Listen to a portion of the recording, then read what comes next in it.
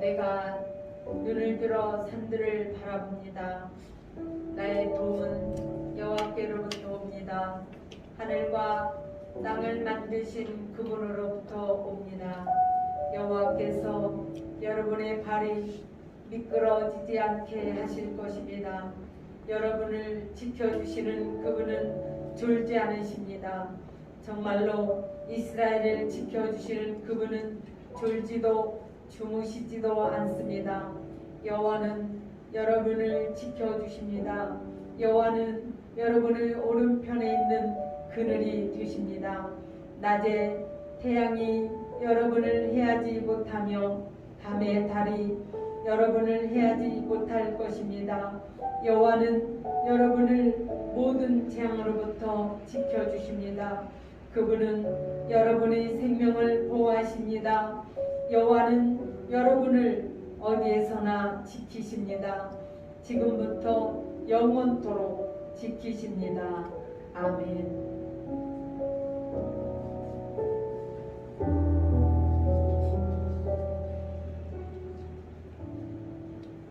함께 사도신경으로 신앙을 고백합니다. 나는 전능하신 아버지 하나님 천지의 창조주를 믿습니다. 나는 그의 유일하신 아들 우리 주 예수 그리스도를 믿습니다. 그는 성령으로 잉태되어 동정녀 마리아에게서 나시고 본디오 빌라도에게 고난을 받아 십자가에 못 박혀 죽으시고 장사들에게 사흘 만에 죽은 자 가운데서 다시 살아나셨으며 하늘에 오르셔 전능하신 아버지 하나님의 천국에 계시다가 거기로부터 살아나셨다가 죽은 자를 심판하러 오시니라. 나는 성령을 믿으며 거룩한 공교회와 성도의 교제와 죄를 용서받는 것과 몸의 부활과 영생을 믿습니다. 아멘. 찬송가 364장 매일 기도하는 그 시간을 찬양드리겠습니다.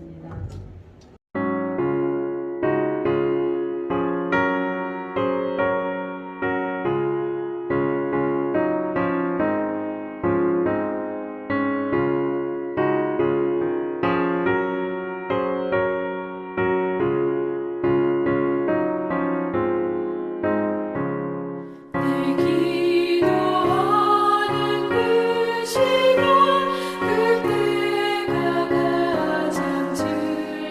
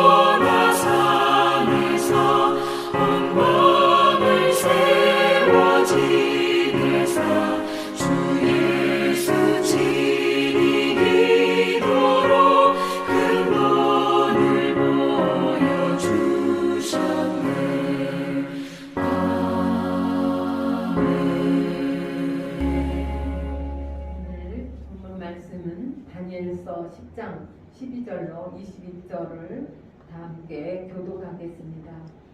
그가 내게 이르되 다니엘아 두려워하지 말라. 내가 깨달으려 하여 내 하나님 앞에 스스로 겸비하게 하기로 결심하던 첫날부터 내 말이 응답받았으므로 내가 내 말로 말미암아 왔느니라. 그런데 바사 왕국의 군주가 20일 동안 나를 나갔으므로 내가 거기 바사 왕국의 왕들과 함께 머물러 있더니 가장 높은 군주 중 하나인 이다리의 와서 나를 도와주므로 이제 내가 마지막 날에 내 백성이 당할 일을 내게 깨닫게 하러 왔노라. 이는 이 환상이 오랜 후의 일임이라 하더라. 그가 이런 말로 내게 이를 때 내가 그 얼굴을 땅에 향하고 많이 바뀌었더니 인자와 같은 이가 있어 내 입술을 만진지라. 내가 곧 입을 열어 내 앞에 있는 서 있는 자에게 말하여 이르되 내 주여 이 환상으로 말미암아 근심이 내게 더함으로 내가 힘이 없어졌나이다. 내 몸에 힘이 없어졌고 호흡이 남지 않았으니 내 주의 입이 어찌 내 주와 더불어 말씀할 수 있으리까 하니 또 사람의 모양 같은 것 하나가 나를 만지며 나를 강건하게 하여 이르되 큰 은총을 받은 사람이여 두려워하지 말라. 평안하라 강건하라 강건하라. 그가 이같이 내게 말하네. 내가 그 힘이 나서 이르되 내 주께서 나를 강건하게 하셨사오니 말씀하옵소서. 그가 이르되 내가 어찌하여 내게 왔는지 내가 아느냐.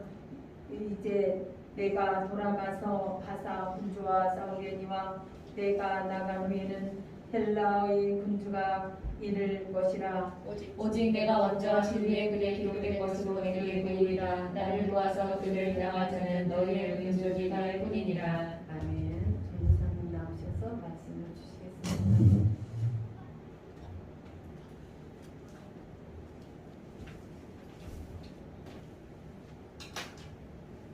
오늘은 기도할 때 일어나는 일 두 번째 시간입니다.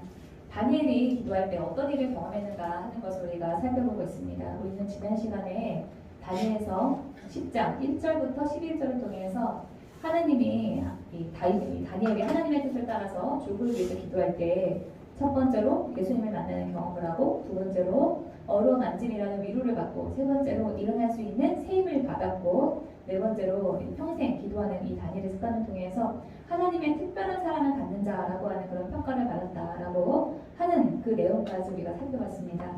오늘은 다니엘서 10장부터 12장까지 이 마지막 장까지 우리가 볼 텐데요. 10장부터 12장은 이어져 있는 내용이기 때문에 하나로 이어서 이 세 가지 장을 통으로 이어서 우리가 봐야만 합니다. 이 10장의 내용은 11장이 서론이 되고 12장은 그 결론입니다. 다니엘은 자신의 조국인 유다가 망한 후 70년이 지나면 회복시켜주겠다라고 하는 그 하나님의 약속이 이루어지는 일을 위해서 기도하고 있었습니다. 그러나 그 일은 지연되고 있었고, 그래서 이 다니엘이 슬픈 마음으로 하루하루 기도를 하고 있었습니다. 다니엘은 이 21일 동안 기도하면서 내일을 하나님이 언제 나에게 응답을 주실까 그 생각을 하면서 시간을 보냈을 것입니다. 다니엘만 그런 것이 아닙니다. 다윗도 오랜 그 기다림 끝에 응답받은 경험을 시편에서 말하고 있습니다. 시편 40편 1절입니다. 내가 간절히 주님을 기다렸더니 주님께서 나를 돌보시고 나의 울부짖음을 들어주셨네. 우리가 어떠한 그 기도 제목을 붙들고 기도할 때 하나님이 오늘 응답 주시려나 내일 응답 주시려나 하다가 우리가 원하는 응답이 없으면은 때로 우리는 낙심하기도 합니다. 다니엘이 그렇게 보낸 시간이 21일이었는데 가브리엘은 다니엘이 기도를 해야 되겠다라고 결심한 그 날부터 하나님이 응답을 주셨다라고 10절에서 말하고 있습니다. 다니엘 10장 12절입니다. 그가 내게 이르되 다니엘아 두려워하지 말라. 내가 깨달으려 하여 내 하나님 앞에 스스로 겸비하게 하기로 결심하던 첫날부터 내 말이 응답받았으므로 내가 내 말로 말미암아 왔느니라 라고 합니다. 응답이 늦게 온 이유에 대해서 이 가브리엘은 13절에서 그 이유를 말하고 있습니다. 그런데 바사 왕국의 군주가 21일 동안 나를 막았으므로 내가 거기 바사 왕국의 왕들과 함께 머물러 있더니 가장 높은 군주 중 하나인 미가엘이 와서 나를 도와주므로 라고 합니다. 여기서 이 군주라고 하는 말은 히브리어로 싹인데요. 이것은 두목, 수장이라는 뜻을 가지고 있어요. 이것은 이 당시 다니엘이 살고 있었던 페르시아 지역에 배후 권세를 잡고 역사하는 영적인 존재를 의미합니다. 다니엘이 살고 있었던 페르시아를 관장하고 있는 악한 영이 있는데 그 영이 가브리엘이 하나님의 응답을 가지고 다니엘에게 오는 그 일을 막았다라고 하는 것입니다. 기도의 응답을 막는 세력이 있어요. 이 바울은 에베소서에서 이렇게 말합니다. 우리의 싸움은 인간을 적대적으로 상대하는 것이 아니라 통치자들과 권세자들과 이 어두운 세계의 지배자들과 하늘에 있는 악한 영들을 상대로 하는 것입니다. 그러니까 우리가 기도를 할 때 그것은 곧 싸움을 하는 건데 그 싸움의 대상은 내가 있는 지역을 관장하는 영적인 세력 그리고 그 내가 중보기도하는 그 대상이 있는 그 세력과의 그런 싸움이라는 거예요. 그래서 우리는 기도에 응답이 없다고 해서 하나님에 대해서 서운한 마음을 가질 것이 아니라 이러한 영적인 원리를 이해하고 대적하는 그런 기도를 할 줄 알아야 됩니다. 하나님이 나에게 주시려고 하는 응답을 가로막고 있는 세력은 예수 이름으로 명하노니 떠나갈지어다라고 강력하게 선포하고 명령하면서 기도를 해야만 합니다. 하나님의 응답을 주세요 하면서 이렇게 강구만 하는 것이 아니라 영적인 원리를 이해하고 적극적으로 대적을 해서 응답의 시간을 우리 편으로 끌어와야만 하는 것입니다. 모르면은 응답을 받는 그 시간이 늦어지고 그 시간을 우리가 인내하지 못하기 때문에 하나님에 대해서 한편으로는 섭섭한 마음을 가지게 될 수가 있어요. 제가 이 상담을 하다 보면은 분명히 이분이 하나님을 경험을 하셨는데 그래서 하나님이 존재하신다라고 하는 거 확신은 있는데 마음 한편에서는 하나님이 자신의 기대와 그 뜻대로 해주지 않았다 하는 그런 섭섭함과 답답함을 가지고 신앙생활을 하시는 분들을 제가 만나게 됩니다. 그러면은 당사자는 굉장히 힘들죠. 하나님의 존재에 대한 확신은 분명히 있는데 다른 한편으로는 그 하나님에 대한 섭섭한 마음을 가지고 있는 모순이 있으니까 얼마나 답답하겠습니까? 제가 얼마 전에 상담했던 분은 언니가 갑자기 1년 전에 돌아가셨다는 거예요. 그러면서 그 언니가 죽은 일로 인해서 하나님에 대한 그 섭섭한 마음이 풀리지가 않는다라고 하시더라고요. 그래서 앞으로 어떻게 내가 신앙생활을 해야 될지 모르겠다. 그런 고민을 저에게 말씀을 하셨습니다. 그분은 그 문제를 붙들고 기도해서 그 기도에 산을 넘어야 되는데 영적인 지식이 부족하다 보니까 이러지도 못하고 저러지도 못하고 그렇게 하시는 그런 상황이었습니다. 그렇게 하시는 그런 이유. 내가 분명히 하나님에 대한 확신은 있는데 한편으로는 하나님에 대한 섭섭함과 아쉬운 마음이 있는 것. 이 두 가지를 우리가 가지고 있는 그 이유는 우리 안에 영적인 지식이 부족해서입니다. 그렇기 때문에 우리가 성경을 더 깊이 묵상하고 공부하면서 영적인 원리들을 배우는 그런 시간을 가져야 돼요. 그렇게 쌓인 영적인 지식을 가지고 더욱 기도와 묵상에 매달려서 기도 응답의 끝을 보야만 합니다. 하나님이 왜 내 삶 가운데 그런 일을 허락하셨는가? 그 응답의 끝을 봐야 돼요. 그러면서 우리의 신앙이 한층 더 업그레이드가 되는 것입니다. 여기에 대해서 우리가 응답이 늦을 때에도 가지고 있어야 되는 그런 믿음은 우리가 기도하기만 하면 하나님이 최고의 때에 최선의 방법으로 우리에게 응답하신다라고 하는 그런 사실입니다. 하나님은 우리가 부르짖는 기도에 응답을 해주신다라고 성경에서 분명히 약속을 하셨습니다. 예레미야서 33장 3절에 보시면은 내가 나를 부르면 내가 너에게 응답하겠고 내가 모르는 크고 놀라운 비밀을 너에게 알려주겠다라고 하셨어요. 그렇다면 우리는 왜 기도의 응답을 경험하지 못하는 것일까요? 하나님이 응답하시는 방법과 그 때가 우리가 기대한 일과 다르기 때문에 우리가 그 응답을 분명히 느끼지 못하는 것입니다. 내가 기대한 대로 하나님이 응답을 하실 수도 있지만 내가 예상하지 못한 그런 문제점 때문에 하나님이 다른 방법으로 응답을 하셨는데 그 응답하신 그 때와 그 방법이 내가 생각한 것과 다르기 때문에 응답을 하지 않았다라고 생각을 한다는 거죠. 어찌하든지 분명한 것은 하나님이 우리의 기도에 응답을 하신다라고 하는 그런 사실입니다. 이 사랑하는 자녀의 요청을 하나님은 거절하실 수가 없습니다. 저는 아직 부모가 되지는 못했지만 저희 그 조카를 보면서 제가 그 하나님의 마음을 알게 됐어요. 저희 어린 조카는 저한테 자기가 뭘 해달라고 했는지 지나고 나면은 기억도 못합니다. 그래서 저는 우리 조카가 저한테 뭐 해달라고 했을 때 제가 해주지 못한 거 그게 그렇게 제 마음에 남더라고요. 3살이었을 때 우리 조카가 저희 방 문을 똑똑똑 두드리면서 이모 나랑 놀아줘 이렇게 얘기하는데 놀아주지 못한 것이 아직도 마음에 남지 않을 그런 정도입니다. 또 예전에 한번 저희 조카랑 놀이동산에 갔었어요. 근데 이 놀이동산에 가면은 그 동물의 그 머리, 귀, 뭐 뿔 그런 모양을 한 그런 머리띠를 팝니다. 이런 거를 파는 거죠. 그래서 이렇게 쓰고 이렇게 그날 이렇게 기분 내려고 이렇게 다니는 거예요. 근데 우리 조카가 이거를 사달라는 거예요, 저한테. 근데 이거를 이 놀이공원에서만 잠깐 쓰고 기분 삼아서 잠깐 쓰고 그날 쓰고 이게 버리는 거지 계속 쓰는 건 아니잖아요. 그래서 제 생각에는 이게 비효율적이다라는 생각이 들어서 또 제가 생각한 것보다 가격이 더 나갔어요. 또 거기서는 좀 비싸게 팔잖아요. 다른 데보다. 그러니까 여기다가 이런 돈을 쓰기에는 너무 비효율적이다. 이런 생각이 들어서 제가 사주지 않았습니다. 그랬는데 그게 그렇게 마음이 남는 거예요. 제 마음에. 이때가 이 동물원에 가가지고 이걸 사달라고 할 때가 우리 조카가 4살 때였는데 지금 그 아이가 9살이 되었습니다. 5년이 지나고 난 다음에도 계속 그게 제 마음에 남아가지고 제가 그때 내가 사줄 걸 그랬다 그러고 후회로 제 마음에 남아있습니다. 제가 왜 그러는 걸까요? 제가 우리 조카가 저를 사랑하는 것보다 더 사랑하기 때문에 그렇습니다. 하나님의 마음도 그렇지 않을까요? 하나님께서 이사야서에서 우리에게 이렇게 말씀하십니다. 어머니가 어찌 제 젖먹이를 잊겠으며 제 태에서 낳은 아들을 어찌 본들이 여기지 않겠느냐. 비록 어머니가 자식을 잊는다 하여도 나는 절대로 너를 잊지 않겠다. 부모는 우리를 잊을지 몰라도 하나님은 절대로 그렇지 않는다는 거죠. 그러니 하나님께서 우리를 사랑하는 마음이 더 크겠어요? 아니면은 우리가 하나님을 사랑하는 그 마음이 더 크겠습니까? 하나님이 우리를 더 사랑하시기 때문에 그래서 가능하면 우리의 간구를 다 들어주시고자 하시는데 우리가 원했던 그 기도의 응답의 그 내용이 하나님이 보실 때 근시안적이고 도리어 나중에 우리에게 해가 된다면은 그거를 다 들어줄 수가 없습니다. 그래서 응답을 하나님이 미루고 있는 것처럼 우리 눈에는 보이는 거예요. 그래서 우리가 응답이 가시적으로 우리 눈에 보이지 않을지라도 기억해야 될 것은 하나님의 생각과 방법은 우리의 생각과 다르다라고 하는 그 사실에 대한 지식과 하나님이 우리에게 가장 최선의 방법으로 주실 것이다 라고 하는 그 신뢰입니다. 그러한 지식과 신뢰는 우리가 더 깊이 하나님을 경험할 수 있도록 우리를 인도해주는 일종의 키와 같은 그런 역할을 합니다.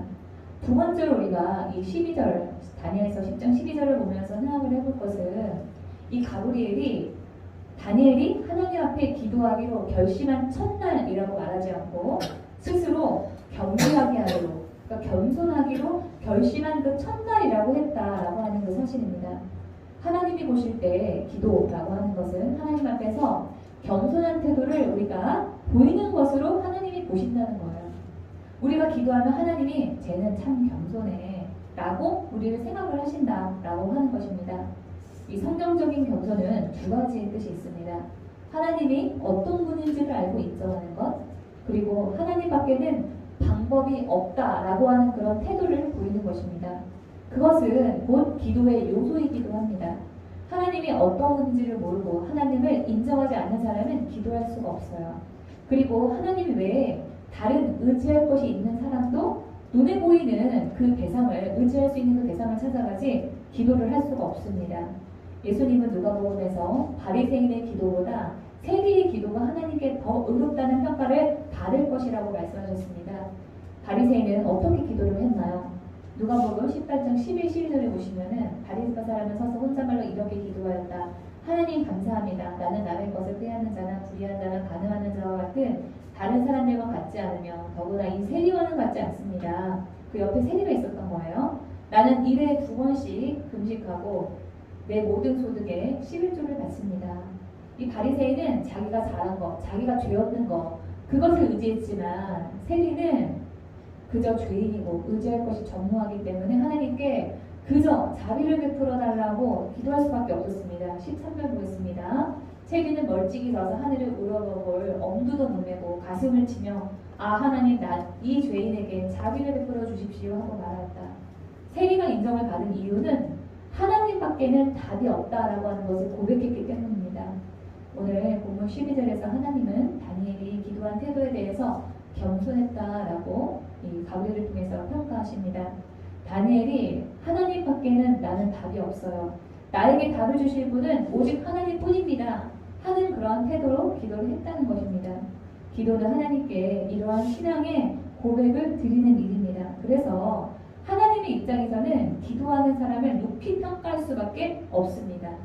세 번째로 우리가 이 다니엘서 10장 11절을 보면서 생각을 해봐야 될 것은 가브리엘이 내가 한 그 기도 때문에 내가 왔다라고 한 그 말입니다. 이를 통해서 우리가 알 수 있는 사실은 우리가 기도하면은 천사가 움직인다라고 하는 것입니다. 그렇다고 우리가 여러분 천사 숭배를 합시다 뭐 이런 뜻은 절대로 아닙니다. 이 천사는 하나님의 뜻을 따르는 하수인으로 우리를 섬기는 존재입니다. 히브리서에서 보면은 천사들은 모두 구원의 상속자가 될 사람들을 섬기도록 보내심을 받은 영들이 아닙니까? 라고 말하고 있습니다. 우리를 섬기도록 보내심을 받은 영이라는 거야. 우리가 기도하면은 이 하나님 앞에서 대기하고 있던 그 천사들이 하나님의 명령을 받아서 다 움직이기 시작하는 것을 여러분들이 상상해 보시기 바랍니다. 기도하다가 막막하고 답답할 때 이 시간에 또 천사가 나의 기도의 그 응답을 위해서 일하고 있다라고 생각하시기 바랍니다. 오늘 본문에서 다니엘의 그 기도 때문에 천사 가브리엘이 내가 왔다. 네가 한 그 기도 때문에 내가 왔다라고 말하고 있지 않습니까? 14절에서 가브리엘은 자신이 왜 왔는지를 좀 더 구체적으로 말하고 있습니다. 이제 내가 내 마지막 날에 내 백성이 당할 일을 내게 깨닫게 하러 왔노라. 이는 이 환상이 오랜 후의 일임이라 하더라. 다니엘은 21일 동안 기도할 때 이 바벨론에서 페르시아로 정권이 바뀐 그 와중에 자신의 동족인 유다 민족의 앞날은 어떻게 될 것인가 그것을 걱정하면서 기도했습니다. 하나님은 다니엘의 그 마음을 알고 당장 일어날 일뿐만 아니라 나중에 일어날 그 일까지도 다 응답을 해주셨습니다. 그것도 10장에서 11장까지 두 장에 걸쳐서 향후 400년간의 일을 말씀을 해주셨어요. 이렇게 우리가 기도하면은 우리는 하나님이 넘치게 응답을 주시는 그것을 경험할 수가 있게 됩니다. 지금 당장의 유다 민족의 향방을 알고 싶어 했던 이 다니엘에게 하나님은 앞으로 300년 동안 있을 일을 가브리엘을 통해서 말씀해 주신 것처럼 하나님은 우리가 구하는 것 이상으로 넘치게 해주시는 분이십니다. 제가 넘치게라고 하는 그 단어를 신약 성경에서만 찾아봤어요. 18번 정도가 나오더라고요. 예수님께서는 생명을 넘치게 주시는 분이십니다. 요한복음에서 나는 양들이 생명을 얻고 또 넘치게 얻게 하려고 왔다 하셨어요. 또 예수님께서는 기쁨을 우리에게 넘치게 주시는 분이십니다. 16장 24절 구하여라 그러면 받을 것이다. 그래서 너희의 기쁨이 넘치게 될 것이다. 또 주님은 우리에게 은혜를 넘치게 주시는 그런 분이십니다. 고린도서 9장 8절에 하나님께서는 여러분에게 온갖 은혜가 넘치게 하실 수 있습니다. 그러므로 여러분은 모든 일에 언제나 쓸 것을 넉넉하게 가지게 되어서 온갖 선한 일을 얼마든지 할 수 있습니다. 지혜와 총명도 넘치게 주시는 분이에요. 에베소서 1장 8절 보시면 하나님은 우리에게 모든 지혜와 총명을 넘치게 주셔서 또 우리가 기대하는 것, 바라는 것 이상으로 넘치게 주시는 분이십니다. 에베소서 3장 20절 우리 가운데서 일하시는 능력을 따라 우리가 구하거나 생각하는 것 이상으로 더욱 넘치게 주실 수 있는 분이라고 성경은 우리에게 말하고 있습니다. 이렇게 넘치는 그런 응답을 여러분들이 받고 싶으십니까? 그러면은 기도하시기 바랍니다. 주님께 드리는 시간은 결코 헛되지 않습니다. 이제 10장 15절로 넘어가서 가브리엘이 자신이 온 이유에 대해서 설명할 때 다니엘이 힘이 빠집니다. 이 놀라운 영적인 경험을 했기 때문에 그렇습니다. 입신한다고 하죠. 영적인 감동이 너무 크면은 우리의 힘이 빠지게 됩니다. 영의 깊은 곳으로 들어가면은 육신의 힘은 빠지고 이 영적인 그 힘에 압도되는 것입니다. 예전에 저희 교회 어떤 분이 생애 처음으로 저희 교회 오셔가지고 기도하다가 몸에 힘이 빠지고 평소와 다른 그런 느낌을 받았다는 거예요. 그래서 이분이 아무 그런 사전 지식이 없이 그런 일을 당하고 나니까 내가 이러면 이 건강에 내가 문제가 있어서 그런 거 아닌가 하면서 갑자기 하던 기도를 멈추고 정신을 이렇게 딱 차렸다는 거예요. 그랬더니 아무 느낌도 없더라 이렇게 말씀을 하시더라고요. 그럴 때는 주님께 자신을 맡겨드리고 자신의 몸에 힘을 빼야 되는데 그분이 그 사실을 몰랐던 것입니다. 여러분이 주님께 기도하고 있을 때 평소와는 다르고 몸에 힘이 빠지더라도 당황하지 마시기 바랍니다. 영의 깊은 곳으로 들어가서 주님이 일하실 때는 다니엘처럼 힘이 빠져야지 정상입니다. 주님의 음성이 들리고 주님이 하시는 일이 분명하게 느껴지는데 동시에 내 기운도 팔팔하면은 그거는 이상한 일입니다. 왜냐면은 내 힘과 정욕이 강할 때는 주님의 일하심이 멈추고 주님이 강하게 일하실 때는 내 힘과 정욕이 줄어드는 것이 영적인 원리이기 때문에 그래요. 그래서 나라고 하는 우리 자아와 또 예수님이라고 하는 그 주님이 일하시는 그것은 반비례해야 합니다. 그러니까 우리가 기도하다가 힘이 빠질 때 주님께서 강하게 역사하시는구나 라고 여러분들이 생각을 하시고 이후의 일을 주님께 맡기시기 바랍니다. 이렇게 다니엘이 힘이 빠져 있을 때 예수님께서 이 다니엘의 그 입술을 만져주십니다. 다니엘이 힘이 없다고 하니까 또 다시 만져주시면서 강건하게 해주십니다. 16에서 18절 보겠습니다. 인자와 같은 이가 있어 내 입술을 만진지라 내가 곧 입을 열어 내 앞에 서 있는 자에게 말하여 이르되 내 주여 이 환상으로 말미암아 근심이 내게 구함으로 내가 힘이 없어졌나이다.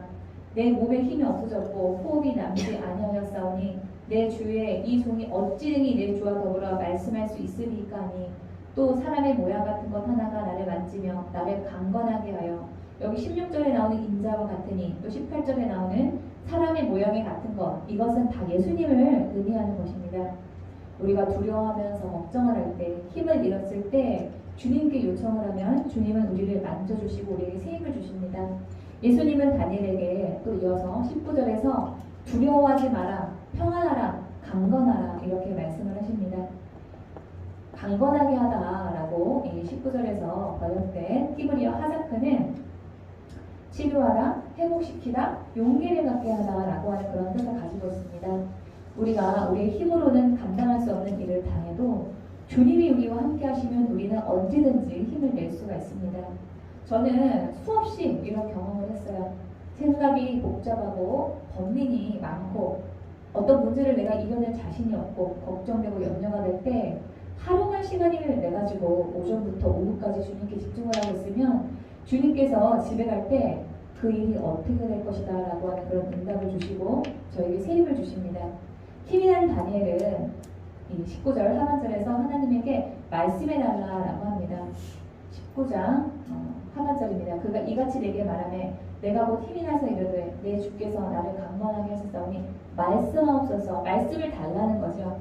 우리의 영적인 경험은 그 경험에서만 머물러 있으면 안 됩니다. 그 체험의 계기로 더욱 성경 말씀 앞으로 나가서 이 다니엘처럼 말씀하옵소서 해야만 돼요. 영적인 경험이 더욱 성경을 사랑하게 되고 성경 알기를 원하는 그런 계기가 돼야지 성경 말씀이 기준이 되지 않고 성경과 유르된 그런 영적인 체험은 위험합니다. 이어서 가브리엘은 이 20절에서 자신이 온 이유에 대해서 다시 한번 말하고 있습니다. 앞으로 이 페르시아의 시대가 가고 이어서 그리스가 발흥하게 될 거라는 거예요. 그가 이르되 내가 어찌하여 내게 왔는지 내가 아느냐. 이제 내가 돌아가서 바사 군주와 싸우려니와 내가 나가노에는 헬라의 군주가 이를 것이라. 지금 이 다니엘서 10장에서 다니엘이 기도하고 있을 때는 페르시아의 초대 왕이었던 고레스가 집권한 지 3년이 되는 그런 해였습니다. 그때 앞으로 이 고레스가 세운 그 페르시아가 200년을 가고 뒤이어서 마케도니아의 이 알렉산드로스 왕이 동진해서 중동 지역을 다스리게 될 것을 이 가브리엘이 말하고 있는 것입니다. 그런데 이어서 이 11절에서 메대 사람 다리오 왕이 강하게 된 일이 다리오가 진짜 강해서 능력이 많아서 대단해서가 아니라 가브리엘이 도와줬기 때문이다 라고 11장 1절에서 말합니다. 내가 또 메대 사람 다리오 원년에 일어나 그를 도와서 그를 강하게 한 일이 있었느니라. 여기에 또 이어서 페르시아의 왕이 부자가 될 것이고 그가 그리스를 칠 것이다 라고 말하고 있어요. 이제 내가 참된 것을 내게 보이리라. 보라 바사에서 또 생 왕들이 일어날 것이요 그 후에 넷째는 그들보다 심히 부유할 것이며 그가 그 부유함으로 강하여진 후에는 모든 사람을 충동하여 헬라 왕국을 칠 것이며 여기서 이 말하고 있는 부여와 왕, 이 네 번째 왕, 이 사람은 바로 크세르크세스예요. 성경에는 에스더의 남편인 아하수에로 왕으로 나옵니다. 여러분들이 영화 300이라고 하는 이 영화를 보셨으면 아실 거예요. 여기에 나는 관대하다 하면서 나왔던 이 왕이 바로 크세르크세스입니다. 근데 이 사람은 이 그리스를 침공했다가 그리스 연합군에 의해서 BC 480년 살라미스 해전에서 패하게 됩니다. 지금 근데 이 가브리엘이 11장 2절에서 이 말을 하고 있는 것입니다. 다니엘이 가브리엘을 만나서 이 말을 들을 때가 BC 537년경에 이른데 앞으로 57년 후에 있을 일을 말하고 있는 것은 역사를 주관하시는 분이 하나님이다 라고 하는 그 사실을 의미합니다. 하나님의 때, 하나님의 뜻대로 세상을 하나님이 이끌어가고 계시니까 다니엘아, 세상사 때문에 너무 걱정하지 마라. 그러한 뜻을 이 말씀을 통해서 전하고 있습니다. 이후 이 11장은 알렉산드로스 왕 이후에 시리아의 셀루코스와 이집트의 프톨레미 간의 이 세력 간의 다툼을 말하고 있습니다. 다니엘서 11장에서 이 셀루코스는 북방왕으로 또 프톨레미는 남방왕으로 가리키고 있거든요. 그런데 이 둘은 이 중동 지역의 북쪽과 남쪽의 패권을 쥐고서 서로 연합하기도 하고 서로 싸우기도 했습니다. 이 11장을 보면은 세상 사람들은 어떻게 인생을 사는가, 결국에는 어떤 가치관으로 사는가 그런 모습을 볼 수가 있습니다. 11장 2절에서는 강해지고 나면은 더 욕심을 내서 아까 크세르크세스처럼 더 욕심을 내서 더 많은 것을 가지고자 전쟁을 일으키고 3절을 보면은 자기 마음대로 하려고 합니다. 또 4절에서는 그렇게 욕심을 내면서 가지려고 해도 끝내 자기 것이 되지 못하고 다 자기 뜻대로 되는 것도 아닙니다. 6절에 보면은 목적을 이루기 위해서라면은 이전에 반목하던 사이라도 단합하고 때로는 자기 마음에 들지 않으면 버리기도 합니다. 27절에서는 거짓말을 하는 그런 빼앗아도 일에서 성공하지 못합니다. 45절에서는 영원할 것만 같던 그런 권세도 비참한 종말을 맞이하게 됩니다. 왜 가브리엘은 이후 이 400년간의 이런 일을 다니엘에게 말을 해주고 있는 것일까요? 당시 다니엘의 기도 제목은 자신의 조국인 유다가 언제 어떻게 회복이 되는 것일까 그것이었습니다. 그 기도 때문에 21일 동안 이제나 저제나 응답을 주실까 하면서 애태워하고 있었어요. 그런데 하나님은 향후 400년간의 그 일을 일어날 그 일을 알려주시면서 당장 일어난 그 눈앞에 보이는 그 어려움이나 그런 나라의 그 조국의 그런 환난을 보면서 일희일비하지 말라라고 하는 그런 가르침을 주셨습니다. 역사의 그런 장고한 세월 속에서 유다가 이 다니엘의 조국이었던 그 유다가 주변국의 영향을 받고 때로는 억압을 받을지라도 그 나라가 영원히 없어지는 것은 아니라는 거예요. 다니엘이 당시 있었던 바벨론, 페르시아, 헬라, 시리아의 이 셀루코스와 이집트의 프톨레미 또 이어서 등장한 로마의 틈바구니 속에서 이스라엘은 있었고 그 나라들에 의해서 지배를 받았지만 바벨론부터 로마까지의 그 제국은 없어져도 하나님의 백성인 이스라엘 백성은 지금도 없어지지 않고 있습니다. 당장 이 눈앞에 있는 상황을 보면은 강대국들에 의해서 이스라엘이 없어질 것만 같았지만은 역사를 주관하신 그 하나님에 의해서 이스라엘은 없어졌다가 다시 등장하기를 반복하면서 지금까지 건재합니다. 우리나라의 이 보통 사람들이 당시 강대국이었던 바벨론, 페르시아, 셀루코스, 프톨레미, 로마 이런 나라들은 잘 몰라도 이스라엘이라고 하는 나라가 어디 붙어 있는지는 다 알고 있지 않습니까? 기도가 주는 결과가 그렇습니다. 세상이 어떻게 돌아갈 것인가에 대한 지혜를 얻기 위해서 우리가 신문이나 TV, 인터넷을 통해서 보는 것은 과거와 현재의 어떤 그 제한적인 모습에 불과할 뿐이지 그 안에 미래는 없습니다. 아무도 미래가 어떻게 될 것인가라고 맞추는 사람은 없어요. 그러나 기도하면은 세상이 어떻게 돌아가는 거에 대한 그러한 통찰력이 생깁니다. 저는 이 정치와 무관하고 감남 을려에 불과했던 저희 어머니가 기도만으로 다음 대통령이 누가 되는지를 하나님이 알려주셔가지고 알고 있었던 그런 수년간의 경험이 있습니다. 저희 어머니는 저한테 너만 알고 있어라 그러면서 이 김영삼 대통령 때부터 박근혜 대통령 때까지 5대에 걸쳐서 다음 대통령이 누가 될 것인지를 저에게 말씀해 주셨어요. 기도하면은 그렇게 깨닫게 되는 것입니다. 더불어서 기도하면은 역사의 주관자, 세상의 주관자 되시는 하나님의 그 존재를 깨닫게 되고 그 크신 하나님이 세상에 작디 작은 존재인 나를 통해서 얼마나 큰 관심과 사랑을 가지고 지키고 계시는지를 알게 됩니다. 오늘 다니엘이 그랬습니다. 하나님은 이미 이 80대 후반의 노인이었던 다니엘을 당장 죽을 사람으로 대하시면서 너는 몰라도 돼 하고 이렇게 한켠에 몰아두신 것이 아니라 다니엘이 영원히 살 것처럼 앞으로 400년 동안 일어날 그런 일에 대해서 11장을 통해서 말씀해 주셨습니다. 다니엘서 이제 12장으로 넘어가겠습니다. 12장 1절입니다. 그때 내 민족을 호위하는 큰 군주 미가엘이 일어날 것이요 또 환란이 있으리니 이는 개국 이래로 그때까지 없던 환란일 것이며 그때에 내 백성 중 책에 기록된 모든 자가 구원을 받을 것이라. 우리는 우리의 삶에 어려움이 없었으면 좋겠다 하면서 우리 삶에 어려움 허락하시는 하나님에 대해서 이해하지 못하고 그럴 때가 있습니다. 그러나 우리가 살면서 어려움을 당하는 일은 당연한 일이에요. 자신의 조국에 어려움이 없었으면 좋겠다. 그렇게 기도했던 이 다니엘에게 가브리엘은 그때까지 큰 환란이 있을 것이다 라고 12장 1절에서 말하고 있어요. 또 환란이 있으리니 이렇게 말하고 있죠. 그런데 그것도 이전에는 없었던 그런 큰 고통이 있을 거다라고 말하고 있습니다. 그러나 이 어려움이 끝이 아니라 이 12장 1절 후반에 보시면은 책에 기록된 모든 자는 구원을 받을 것이다 라고 말하고 있어요.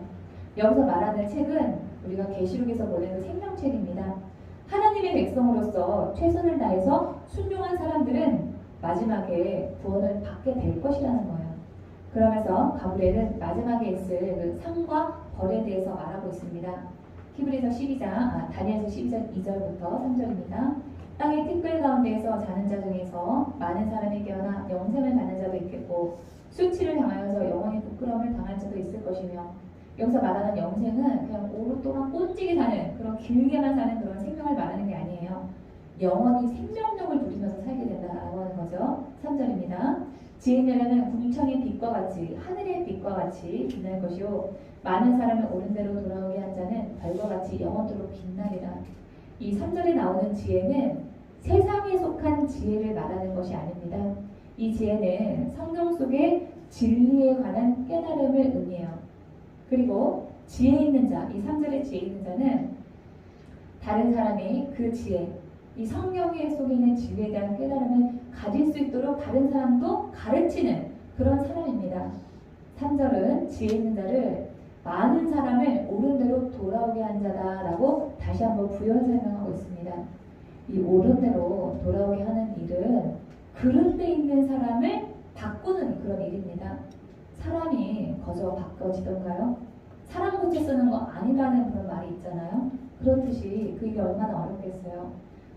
때로는 욕을 먹어야 되고 박해나 핍박이 있을 수밖에 없습니다. 그만큼 어려운 일을 하는 거니까 별과 같다라고 하는 영원한 가치를 인정을 받는 것입니다. 하나님은 이어서 다니엘이 무엇을 해야 될 것인지 그것을 알려주십니다. 4절입니다. 다니엘아 마지막 때까지 이 말을 간수하고 이 글을 봉함하라. 많은 사람이 빨리 왕래하며 지식이 더하리라. 이 다니엘이 살았던 이 고대 당시에 봉함이라고 하는 것은 비밀을 아무에게도 말하지 말고 유지해라. 그렇게 하는 것이 아니라 그 뜻이 아니라 그 내용이 결코 변할 수 없다라고 하는 그런 사실을 의미합니다. 그러니까 이 간수하고 봉함하라라고 하는 그런 뜻은 다니엘이 받은 이 하나님의 말씀을 혼자만 비밀로 마음에 간직하고 있어라 이런 말이 아니라 하나님이 선포하신 말씀은 1.1획도 변경되지 않고 반드시 이루어질 것임을 강조하는 그런 말입니다. 또 이 4절 하반절에 많은 사람이 빨리 왕래하면서 지식이 더하리라고 하는 말씀은 이 마지막 때에는 진리가 무엇인가에 대한 그 답을 사람들이 갈구하면서 열심히 찾아다닐 거다라고 하는 그런 뜻입니다. 하나님은 다니엘에게 12장을 통해서 어려운 가운데서도 무엇을 하는 사람이 최선의 삶을 사는 것인가 그 답을 주셨습니다. 그러니까 기도하면 지금 내가 뭘 해야 최선인지를 알게 된다라고 하는 것이죠. 다니엘이 21일 동안 기도했던 그 기도의 제목은 자신의 조국이 어려움이 없었으면 좋겠다. 국력을 회복하고 다시 번영을 누렸으면 좋겠다라고 하는 것이었습니다. 그러나 10장부터 11장, 12장까지 해서 하나님이 가브리엘을 통해서 다니엘에게 주셨던 그 응답은 다니엘의 이 기대에는 맞는 대답이 아니었어요. 언제가 유다가 이 다니엘의 조국이었던 유다가 회복이 될 것이다라고 한마디도 말하고 있지 않습니다. 그러나 다니엘은 그 기도를 통해서 예수님을 만나서 세임과 위로를 얻었고 앞으로 될 일과 앞으로 그 자신이 해야 될 최선이 무엇인지 거기에 대한 응답을 들었습니다.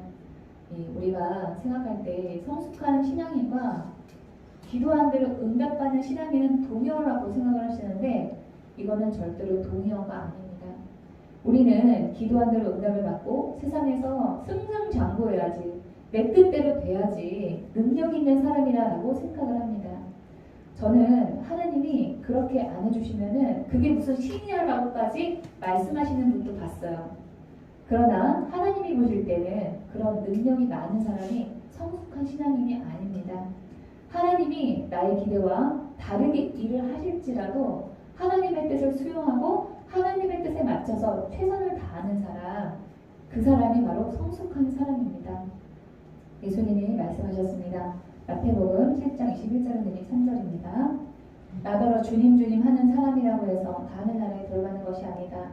하늘에 계신 내 아버지의 뜻을 행하는 사람이라야 들어간다.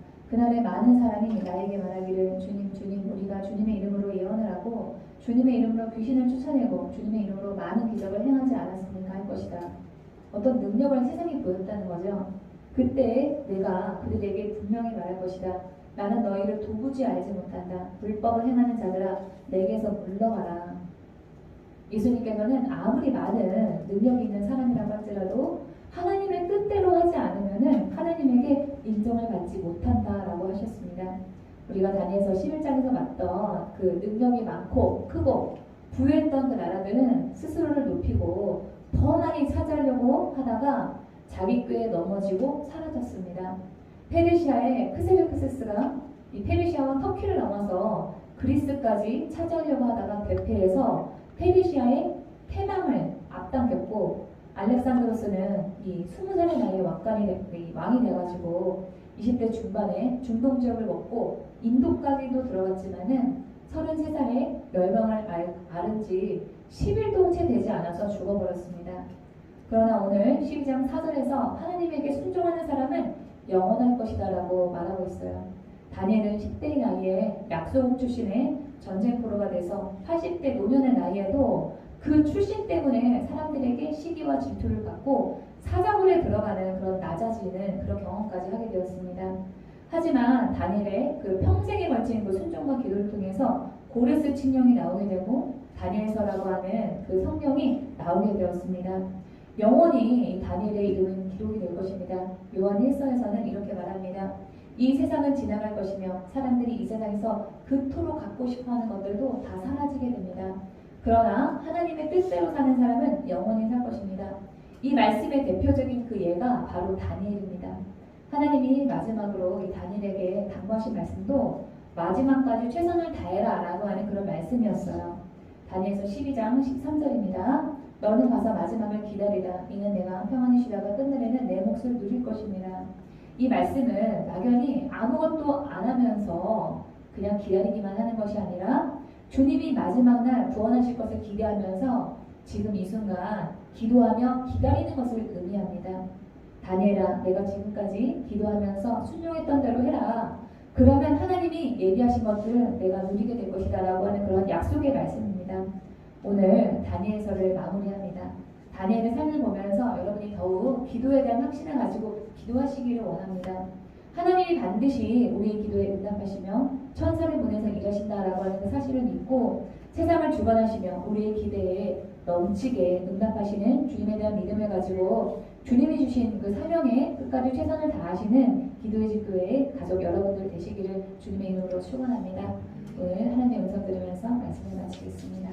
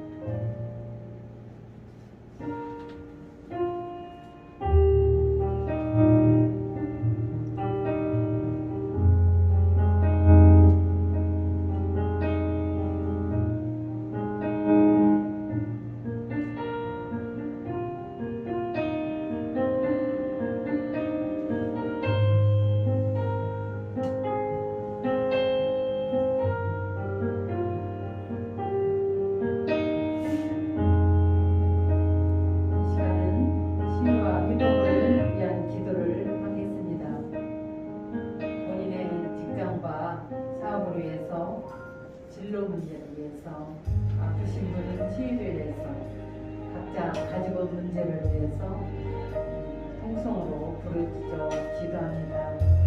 주여, 주여, 주여. 주님, 가지고 온 문제를 주님 앞에 내려놓습니다. 주님께서 이 문제를 해결하옵소서. 주님, 말씀을 고백합니다. 주님, 다만 이 문제를 가지고 기도할 뿐이라 주님, 더 힘을 내서 기도할 수 있는 저희들이 되게 하여 주옵소서.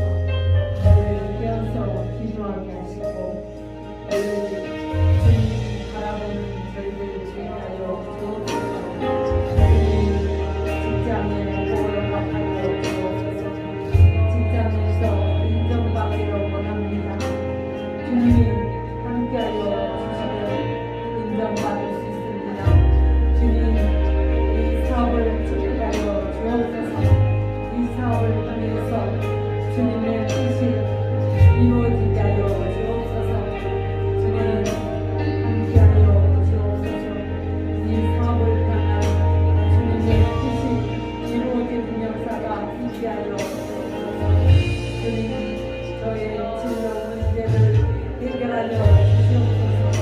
인도하여 주옵소서. 주님, 늘 깨어서 기도하게 하시고 주님, 앞길의 신을 배우가 열리게 하여 주옵소서. 또한 가지고 온 질병의 문제가 있습니다. 나 노하는 치유가 아니라 주님 약속하시지 않으나이까 주님이 고쳐 주시옵소서. 주님, 주님, 아버지가 만드신 대로 원상복구하여 주시옵소서.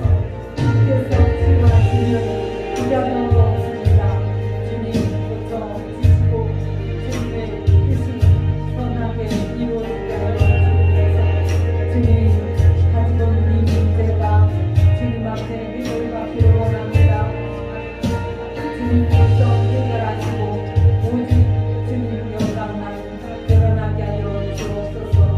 주님, 이 간구하는 마음의 소원을 의면치 마시고 또 기울여 응답하여 주시옵소서. 주님, 영광 받으소서. 예수 이름으로 기도합니다. 아멘. 기도를 정리하시고요. 질병이 있으신 분은 아픈 부위에 손을 얹고 기도하시고요. 또 지혜를 받기 원하시는 분은 머리에 손을 얹고 기도하시고, 또 마음이 상하신 분이나 주님 앞에 문제를 해결받기 원하시는 분은 가슴에 손을 얹고 같이 기도합니다. 지금도 살아계시고 역사하시는 좋으신 아버지, 은혜와 사랑 가운데 저희들을 지켜주심을 감사합니다. 주님, 아버지, 이 질병의 문제를 해결하여 주옵소서. 내 이름을 경외하는 너에게는 의로내가 떠올라서 지라는 광선을 바라리니 너희가 나가서 외양간에서 난 송아지같이 기뻐 뛰리라 약속하셨습니다. 주님, 주님이 고쳐 주시옵소서. 주님이 해결하여 주시옵소서. 주께서 치료하시고 고쳐 주시기를 원합니다. 내 이름을 경외하는 자에게는 치료하신다 약속하신 그 약속대로 치료하여 주옵소서. 주님, 함께 하시고 예수께서 채찍에 맞음으로 너희가 나무 입었다 주님 약속하시지 않았나이까. 주님, 채찍에 맞음으로 질병과는 상관이 없습니다. 주님, 고쳐 주시옵소서. 주님, 아버지, 직장에서 인정받기를 원합니다. 주님이 함께하여 주시옵소서. 주님, 특별히 지혜를 받기 원하여 머리에 손을 얹었습니다. 주님, 지혜를 부어 주시옵소서. 특별히 가지고 온 문제가 있습니다. 이 문제 해결하시고 주님, 마음의 상처를 깨끗이 치료하시고 회복시켜 주시옵소서. 가지고 문제가 변하여 축복이 되게 하시고 이 문제를 통하여서 주님의 선하신 뜻을 알게 하여 주옵소서. 대답게 하여 주시옵소서. 예수 이름으로 감사하며 기도하옵나이다. 아멘. 매월 마지막 주에 성경 읽기 하는 날인데요. 이번에는 그 코로나19로 인해서 정부의 그 거리두기 방침 때문에 그 성경 읽기를 하지 못합니다. 가정에서 이렇게 계획하고 꼭 1년에 한 번이라도 성경을 읽을 수 있도록 꼭 계속 읽어 주시기를 바랍니다. 4단계 거리두기 기간 동안은 셀모임과 어린이 공과가 없습니다. 대신 집에서 기도를 더 열심히 하셔서 주님 만나는 귀한 복된 시간들이 되시기를 권면드립니다. 349장 찬양, 나는 예수 따라가는 찬양을 드리면서 준비한 예물을